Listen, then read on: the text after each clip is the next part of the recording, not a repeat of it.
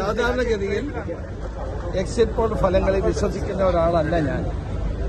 പക്ഷേ തെരഞ്ഞെടുപ്പ് കഴിഞ്ഞ് ഞങ്ങളുടെ പാർട്ടിയിൽ നിന്ന് ലഭിച്ച കണക്കുകൾ പരിശോധിക്കുമ്പോൾ ഇപ്പോഴത്തെ എക്സിറ്റ് പോളുകളെക്കാൾ കൂടുതൽ എക്സിറ്റ് പോളുകൾ പ്രവചിച്ചതിനേക്കാൾ കൂടുതൽ സീറ്റുകളോടെ UDF അധികാരത്തിൽ വരും എന്ന പൂർണ്ണമായ വിശ്വാസമാണ് ഞങ്ങൾക്കുള്ളത്.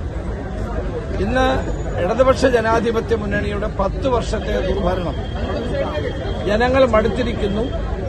ജനങ്ങൾ ഒരു ഭരണമാറ്റം ആഗ്രഹിക്കുന്നു എന്നുള്ളത് തെരഞ്ഞെടുപ്പ് രംഗത്ത് പ്രവർത്തിച്ചപ്പോൾ തന്നെ ഞങ്ങൾക്ക് മനസ്സിലായ ഒരു കാര്യമാണ്.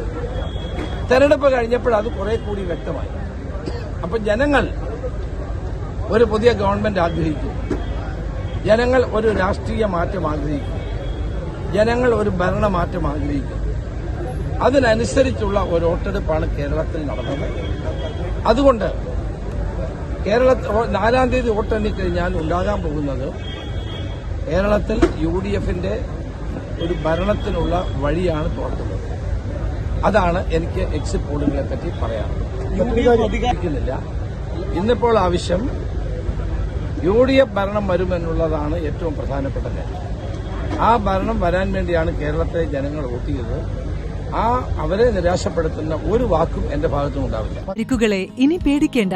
എല്ലാവിധ സ്പോർട്സ് ഇഞ്ചുറികൾക്കുമുള്ള സമഗ്ര പരിഹാരം ഇവിടെയുണ്ട്. ABC orthopaedic hospital, near Kairali theatre, Calicut road, Manjeri.